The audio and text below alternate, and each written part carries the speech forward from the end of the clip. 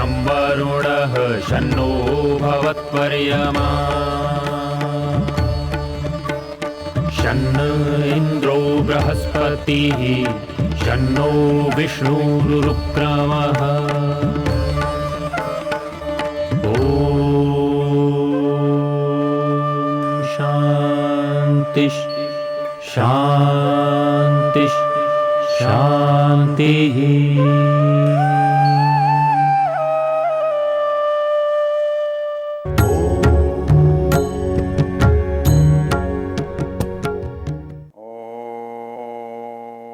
मधुमन्मी निक्रमणं मधुमन्मी परायणं वाचा वदामि मधुमद्भूयासं मधुसन्दृशः। ओम शांति शांति शांति। हम इस वेद ज्ञान की चर्चा के प्रसंग में अथर्ववेद के मंत्रों पर विचार कर रहे हैं। हम अथर्ववेद के प्रथम कांड के 34वें सूक्त की चर्चा कर रहे हैं। इस का ऋषि अथर्वा है और इसका देवता मधु वनस्पति है, अर्थात ऐसी वनस्पति जो माधुर्य गुणों से ओतप्रोत। तो वनस्पति कोई कटु है, कोई तिक्त है, कोई कषाय है, कोई मधुर है। तो जैसे एक मधुर वनस्पति हमको आकर्षित करती है, स्वादिष्ट लगती है, अच्छी होती है, वैसे ही एक मनुष्य का व्यक्तित्व भी होना चाहिए। और वो व्यक्तित्व बाहर से तो नहीं बनता, वो उसके विचारों से बनता है। उसके अंदर उसका सोच, उसका विचार मधुरता से भरा हुआ होना चाहिए। वो जहाँ पर भी जाए और जब भी जाए तो उसके अंदर सहज जो माधुर्य है उसकी प्रतीति होनी चाहिए। मंत्र कहता है मधु मन में निक्रमण। मधुमत मतलब जैसा मधु होता है वैसा मधुर मेरा निष्क्रमण होना चाहिए। मधुमन में परायणम, मेरा दूर से दूर जाना, मेरा लौटना, वो भी मधुमत होना चाहिए।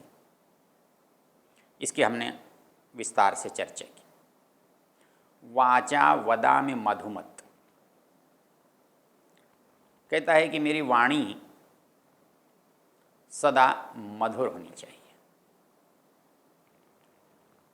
ये मधुरता कई तरह की होती है। एक तो मधुरता ये है कि मेरी ध्वनि अच्छी है। एक मधुरता ये है कि मेरा शब्द प्रयोग अच्छा है। एक मधुरता ये है कि मैं जो कह रहा हूँ उसका फल, उसका परिणाम अच्छा है। और इनमें सभी गुणों के लिए अपेक्षा की जाती है।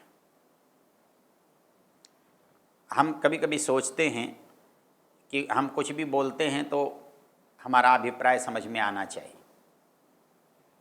लेकिन अभिप्राय समझ में आने के लिए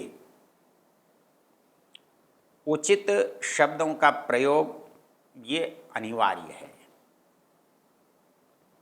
और उसके न होने से जितना प्रभाव हम डालना चाहते हैं या जितना प्रभावशाली हमारा बोलना होना चाहिए वो उतना प्रभावशाली नहीं होता है। इसलिए प्रारंभ में जब बालक बोलने लगता है तो उसको जो सबसे मुख्य चीज़ सिखाने की है वो है वर्णों का उच्चारण। वर्ण अक्षर को कहते हैं और ये अक्षर जो हैं प्राय अनुकृति से, एक दूसरे की नकल से हम सीखते हैं और इसलिए हमारी भाषा को हम मातृभाषा कहते हैं। अर्थात जब सबसे पहले जिस भाषा में हम माँ से बोलते हैं, माँ हमारे से बात करती है, तो उससे हमारा तादात्म्य हो जाता है, उससे हमारा संबंध बन जाता है। इसलिए ऋषि दयानंद और ऋषि लोग ये कहते हैं कि माँ का सबसे बड़ा कर्तव्य है कि वो बालकों को अच्छी तरह से वर्णों का उच्चारण सिखलाए। आजकल तो सिखलाने जैसी कोई बात ही नहीं होती। हम जैसा बोलते हैं वैसा हमारे बच्चे बोलने लगते हैं। हमको ये भूल कर भी ध्यान नहीं होता कि हमें बच्चों को कुछ बताना है, सिखाना है। लेकिन हमारी जो पाठ्य की विधि है वो उसके प्राचीन जितने संदर्भ हैं वो ये कहते हैं कि बालकों को बचपन से ही उत्तम तरह से वर्णों का उच्चारण करना सिखाना चाहिए। इसके गुणों की चर्चा करते हुए व्याकरण में, शास्त्र में एक पंक्ति आती है कि व्यक्ति को कैसा बोलना चाहिए। माधुर्यम अक्षर व्यक्ति पदच्छेदस्तु सुस्वर धैर्यम लय समर्थंच षडेते पाठकागुण। अर्थात जो हम पढ़ते हैं, बोलते हैं, उस बोलने में जो गुण हैं वो होने चाहिए जिससे दूसरा जो समझ रहा है वो ठीक समझ सके, उसका जो प्रभाव पड़ना है वो ठीक प्रभाव पड़ सके। क्या क्या होना चाहिए? माधुर्यम। अब इसमें माधुर्य कहा गया है तो वो अर्जित होना चाहिए, मधुर, हमारे यहाँ बोलना मधुर हो। अब मधुर बोलना हो तो जब तक आप मधुर की इच्छा नहीं करेंगे तब तक मधुर कैसे बोलेंगे? आप क्रोध में बोलते हैं, आप ईर्ष्या में बोलते हैं, आप द्वेष में बोलते हैं, तो आपके वाणी पर उसका प्रभाव आता है। इसलिए हमको कैसा बोलना चाहिए, वो बोलने के लिए आवश्यक है कि हमारे मन में वो भाव आना चाहिए जो इन शब्दों में मधुरता का उपयोग है। हमारे लिए दूसरों तक जो माधुर्य का, प्रेम का प्रकाश है वो नहीं होता। तो माधुर्यम अक्षर व्यक्ति। दूसरी बात जो कह रहे हैं, हम बोलते हैं और बहुतों को बोलते हुए सुनते भी हैं, क्योंकि बोलना तो सबको आता है और सब एक दूसरे की बात बहुत कुछ अंश में समझते हैं। और विशेष रूप से हम जिनके बीच में रहते हैं, जिस वातावरण में रहते हैं, वो सब लोग क्योंकि लगभग उसी तरह का बोलते हैं, इसलिए सबको हमारी बात कुछ अंश में समझ में आती है, हमारा व्यवहार चलता है। किंतु जब हम किसी सभा में बोलते हों, किसी दूसरे व्यक्ति से बोलते हों, किसी दूसरी जगह पर हम बात करते हों, पाठ पढ़ाते हों, तो ऐसी स्थिति में हमारे पास हमारे वाणी जो है वो स्पष्टता लिए हुए होनी चाहिए। इसलिए जहाँ जहाँ बोलने का काम होता है वहाँ जो अध्यापक वाला गुण है वो यदि किसी के पास होता है तो वो ज़्यादा स्पष्टता से, ज़्यादा संप्रेषण की योग्यता से बोलता है।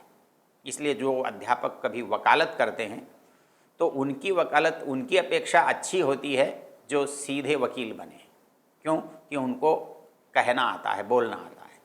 इसी तरह जो नेता बने हैं वो वकील या अध्यापक से बने हैं तो उनके पास अभिव्यक्ति अधिक अच्छी होती है। तो इस दृष्टि से हम अपनी बातों को प्रभावशाली ढंग से कैसे कहें, उसके लिए हमारे पास पहला गुण वाणी में होना चाहिए। उसके लिए कह रहा है अक्षर व्यक्ति, मतलब हम जो कह रहे हैं उसमें जो जो अक्षर बोल रहे हैं उनके प्रत्येक अक्षर को अगला सुने, क्योंकि पदों में, शब्दों में अक्षर होते हैं, वाक्यों में पद होते हैं और संदर्भ में वाक्य होते हैं। हम जब पूरी बात कहते हैं तो एक बात हमारी समझ में आती है। जो पूरी बात है उसको हम संदर्भ कहते हैं, प्रसंग कहते हैं। उसमें 2 वाक्य, 10 वाक्य, 20 वाक्य कितने भी हो सकते हैं जो उस बात को पूरी तरह से स्पष्ट करते हैं। उन वाक्यों में जो जिनसे वाक्य बनता है उनको हम शब्द कहते हैं, व्याकरण में उसको पद कहते हैं। और जो पद हैं वो अक्षरों से बनते हैं। तो इसलिए यदि हम ये चाहते हैं कि हमारी बात लोग अच्छी तरह से सुनें और समझें, तो हमें अपने कहने की जो यात्रा है वो अक्षर से प्रारंभ करनी पड़ती है। हमारा अक्षरों का जो उच्चारण है वो स्पष्ट होना चाहिए। वो तब होता है स्पष्ट जब हमें पता हो कि इनका उच्चारण किया कैसे जाता है। यदि ये हमको पता नहीं हो तो हम शुद्ध नहीं बोल सकते। अनुकरण से जो बोल रहे हैं वो अनुमान से बोलते हैं। जब तक हम उसे शिक्षित करते हैं, बताते हैं, तो इसका जितना अच्छा ज्ञान संस्कृत में, व्याकरण शास्त्र में, शिक्षा शास्त्र में हमको मिलता है, इतना अच्छा ज्ञान और किसी भाषा में नहीं मिलता। और कोई भाषा वाला इस तरह के उच्चारण सिखाता भी नहीं है। हमारे यहाँ तो प्रारंभ से एक एक अक्षर का उच्चारण सिखाया जाता है। और संस्कृत में एक अद्भुत बात है, एक वैज्ञानिकता है कि वो अक्षरों के बारे में इतने वैज्ञानिकता से बता सकते हैं, सिखाते हैं, सिखा सकते हैं कि कोई भी व्यक्ति जब भाषा सीखे तो उसको थोड़ी भी कठिनाई न हो। इसलिए जिन बालकों को हम जब शिक्षा देते हैं, प्रारंभ करते हैं, उस समय में वर्णों के उच्चारण का जो विधान है, यदि उससे हम अवगत करा दें, उससे हम उनका परिचय करा दें, तो उनका कभी भी उच्चारण अशुद्ध नहीं हो सकता, गलत नहीं हो सकता।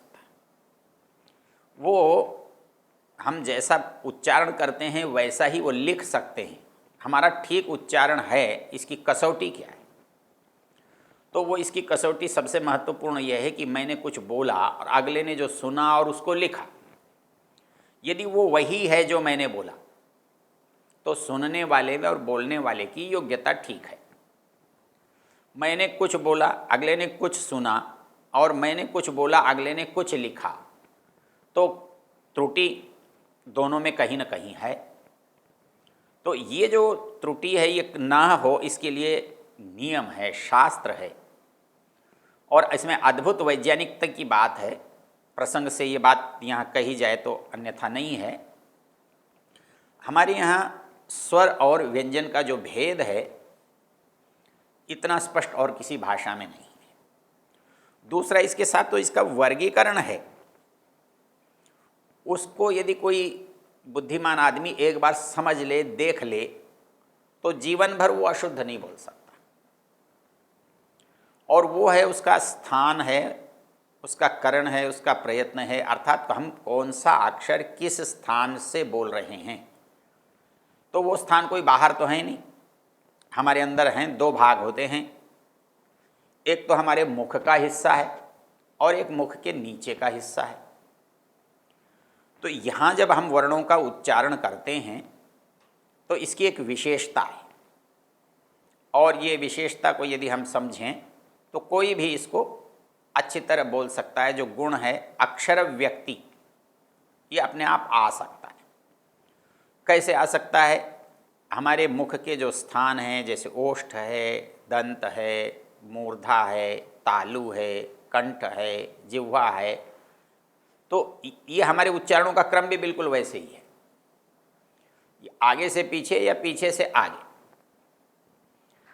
हम कंठ से चलते हैं तो कवर्ग बोलते हैं, तालु से चवर्ग बोलते हैं, और मूर्धा से टवर्ग बोलते हैं, दांतों से तवर्ग बोलते हैं, और ओष्ठ से पवर्ग बोलते हैं।